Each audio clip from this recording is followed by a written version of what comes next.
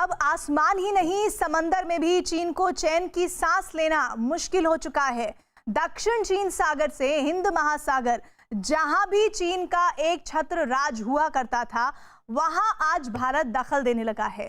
वहां भारत का साथ दे रहा है जापान और अमेरिका। लगता है अमेरिका के राष्ट्रपति डोनाल्ड ट्रंप ने चीन के राष्ट्रपति शी जिनपिंग को सबक सिखाने की ठान ली है। तभी हिंद महासागर में अपने सबसे बड़े वॉरशिप USS निमित्ज को भेज दिया है।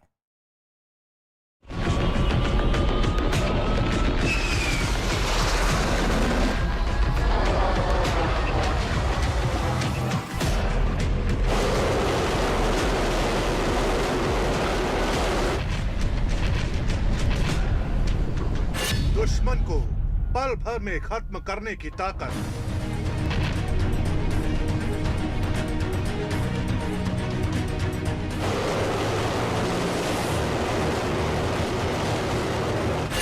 किसी भी देश को तबाह करने की क्षमता,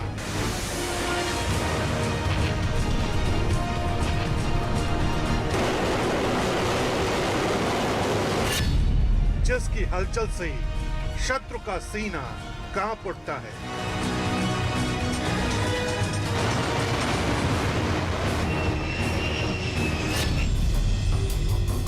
अमेरिका का सबसे बड़ा युद्धपोत USS निमित्ज। अमेरिका का यह शक्तिशाली जल योद्धा हिंद महासागर में हलचल बढ़ाने के लिए पहुंच चुका है। वही हिंद महासागर जहां पहले से ही भारत चीन के रास्ते में दीवार बनकर खड़ा है, जहां जापान भी भारत के साथ है, उसी हिंद महासागर में अब अमेरिका का सबसे ताकतवर युद्धपोत USS निमित्ज की गड़गड़ाहट भी गूंजने लगी है। कोरोना काल में चीन की करतूत उसी के लिए मुसीबत का सबब बनती जा रही है। जमीन से लेकर आसमान तक, आसमान से लेकर समुद्र तक, भारत, जापान और अमेरिका की त्रिशक्ति ने चीन का सांस लेना मुश्किल कर दिया है। जिन इलाकों में चीन का एक छत्र राज हुआ करता था, अब वहां पे शी की सेना को चुनौतियों का सामना करना पड़ रहा है। चीन के साथ जारी तनाव के बीच अमेरिका ने दक्षिण चीन सागर से लेकर हिंद महासागर तक अपनी गश्त बढ़ा दी है। चीन के सीने पर चढ़कर दक्षिण चीन सागर में युद्धाभ्यास खत्म करने के बाद अमेरिकी नेवी के 7वें बेड़े में शामिल एयरक्राफ्ट कैरियर USS निमित्ज अब अंडमान के पास पहुंच गया है, जो समुद्र में तैरते किसी जंग के मैदान से कम नहीं। अमेरिका का शक्तिशाली युद्धपोत USS निमित्ज परमाणु शक्ति से चलता है। इसकी लंबाई 332 मीटर है। इस पर 90 लड़ाकू विमान तैनात रहते हैं। USS निमित्ज पर एक बार में 3000 सैनिकों की तैनाती होती है। बहुत जबरदस्त पावर रहती है and it is carrier alone is like a floating city. And if you count, अगर आप सारे डिस्ट्रॉयर्स और जो इनके साथ में क्रूजर्स जो मूव करते हैं, they are very very powerful pack. Hind Mahasagar में USS के वॉरशिप के आने का मकसद भारत के साथ युद्धाभ्यास ही है, लेकिन असल लक्ष्य है चीन के एकाधिकार को चुनौती देना। दक्षिण चीन सागर से लेकर हिंद महासागर तक चीन पर अमेरिका की चौकसी बढ़ती जा रही है। पहले अमेरिका ने दक्षिण चीन सागर में अपने 3 वॉरशिप भेजकर चीन के इलाके में युद्धाभ्यास किया। फिर दक्षिण चीन सागर में से एक वॉरशिप USS निमित्ज को हिंद महासागर में भेज दिया। अंडमान में पहले से ही भारत की नौसेना प्रैक्टिस कर रही है। कुछ ही दिन में भारत, जापान और अमेरिका मालाबार इलाके में एक बड़े वॉर प्रैक्टिस को अंजाम दे सकते हैं। इस दौरान USS निमित्ज भी पहुंच गया। दरअसल मामला ये है कि भारत के साथ तनाव को देखते हुए दक्षिण चीन सागर के बाद हिंद महासागर अब नया जंग का मैदान बन चुका है। बोले कि इंडियन नेवी ने अपनी जरा जो चौकसी बढ़ा दी है, ये आपका कहना ठीक होगा, क्योंकि अगर जरूरत पड़ी और अगर गवर्नमेंट के ऑर्डर्स आएंगे तो मेरे हिसाब से भारतीय नौसेना भी एक्शन में आएगी और जरूरी जो कार्रवाई करनी होगी वो करेगी। अब सवाल ये खड़ा होता है कि हिंद महासागर में चीन को घेरने से क्या होगा? क्यों भारत, अमेरिका, जापान चीन को यहां घेरने की कोशिश कर रहे हैं? दरअसल चीन के समुद्री व्यापार का एक बड़ा हिस्सा हिंद महासागर के जरिए होता है। हिंद महासागर के रास्ते ही चीन का सामान बंगाल की खाड़ी और अफ्रीकी देशों तक जाता है। चीन की जरूरत का कच्चा माल भी हिंद महासागर के इसी रूट से जाता है। सीपेक का काम अधूरा होने से चीन हिंद महासागर के इसी रूट पर निर्भर करता है। इस रूट का रास्ता बंद होने से चीन को भारी नुकसान हो सकता है। वॉर प्रैक्टिस के बहाने भारत और अमेरिका चीन के सबसे अहम रूट को बाधित करने में जुटे हैं ताकि चीन को बहुत बड़ी आर्थिक चोट पहुंचाई जा सके। और जो importance of Indian ocean region है for the economy of China, it's very very important और उनकी इकोनॉमी को बहुत बड़ी ठेस पहुंच सकती है अगर इनके शिपिंग रूट्स हम चोक करें या बंद करें, या अगर उनकी हरकतें कुछ ऐसी रहें कि इंडिया को कुछ करना पड़े तो इस पे उन पे बहुत बड़ा इफेक्ट आ सकता है। दरअसल चीन के खिलाफ एक समुद्री चक्रव्यूह तैयार हो चुका है। चीन को सबक सिखाने के लिए भारत की कोशिश के चलते अमेरिका, ब्रिटेन, जापान और ऑस्ट्रेलिया जैसे देश एक मंच पर आ चुके हैं। यानी चीन की शामतानी अब तय है।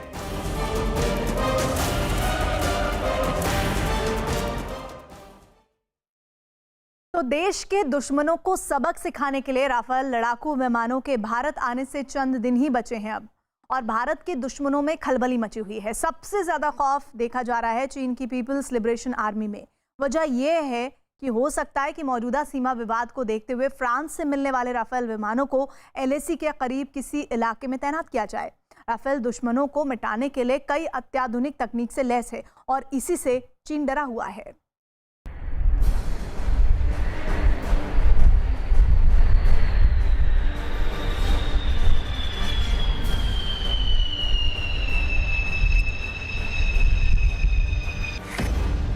शी की सेना पर खौफ का पहरा।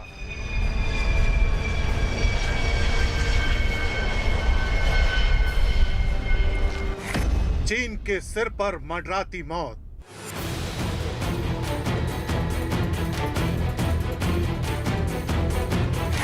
चीन के लिए खतरा हुआ विकराल।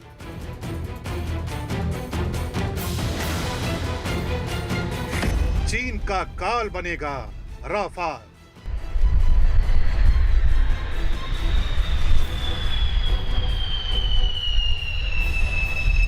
अब LAC पर कोई गलती चीन को भारी पड़ सकती है। अब शी जिनपिंग को धोखेबाजी की बड़ी कीमत अदा करनी पड़ सकती है, क्योंकि जल्द ही सरहद पर तैनात हो सकते हैं भारत के सबसे ताकतवर गगन रक्षक, जिसका नाम है राफेल।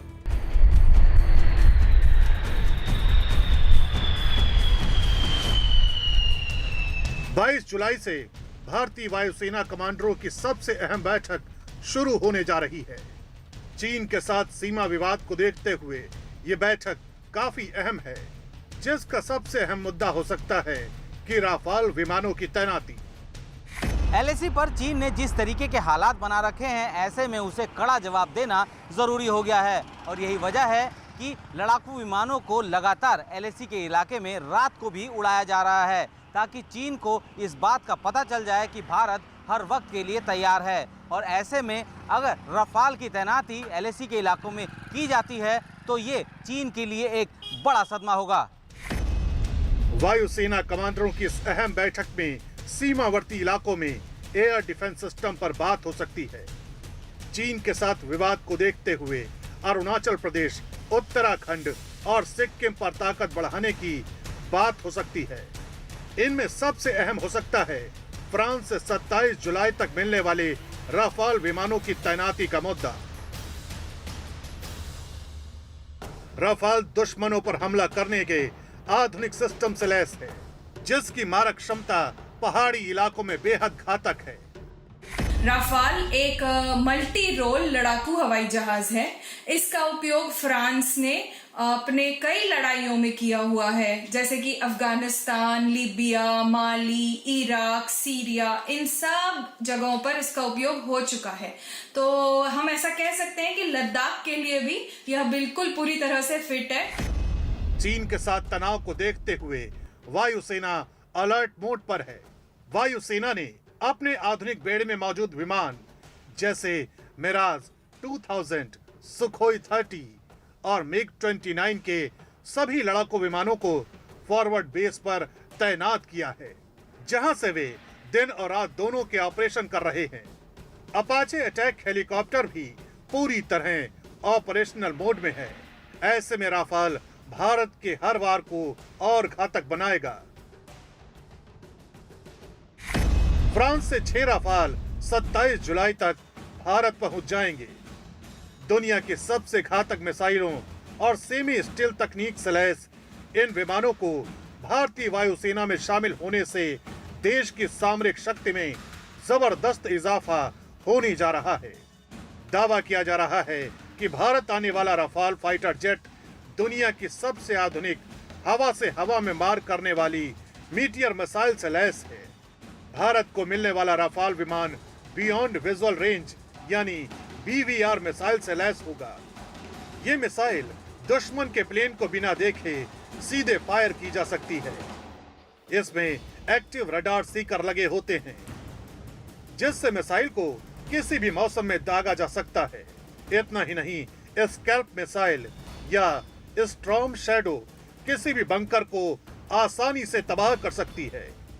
इसकी रेंज लगभग 560 किलोमीटर होती है।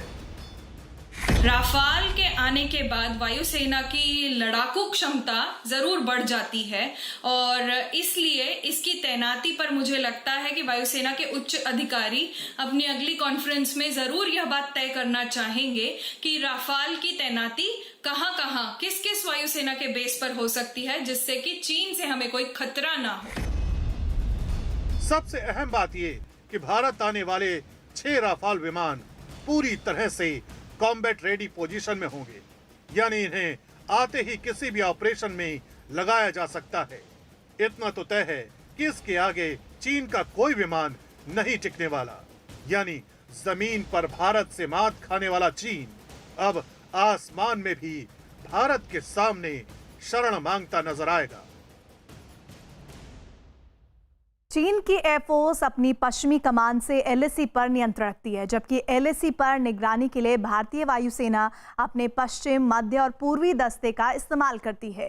इसी के लिहाज से रिसर्च के जो दावे हैं उसके मुताबिक, आइए आपको हम कुछ चीज़ें बताते हैं। भारत के पश्चिम और मध्य साथ ही पूर्वी कमान में कुल 270 लड़ाकू विमान है। पश्चिमी कमान और पश्चिमी, मध्य और पूर्वी कमान, ये भारत का हम बता रहे हैं। इसी के साथ ही हम बताते हैं आपको आगे कि इसमें 270 लड़ाकू विमान किसकी साइड है, आप देख सकते हैं भारत की साइड है, और साथ ही 157 जो है वो पश्चिमी दस्ते में शामिल हैं चीन के। इसी के साथ ही अगली जानकारी आपको मैं पहुंचाती हूँ। चीन के पश्चिमी कमान में ज़्यादातर जो चौथी पीढ़ी के हैं वो J-10 है, तो J-10 लड़ाकू विमान चीन के साथ हैं। साथ ही इसके अलावा जो भारत के मिराज हैं वो 2000 के बराबर के हैं। इसके अलावा हम अगली जानकारी आपको देते हैं। वो जानकारी है कि चीन के वेस्टर्न कमांड में कुल 101 चौथी पीढ़ी के लड़ाकू विमान मौजूद हैं।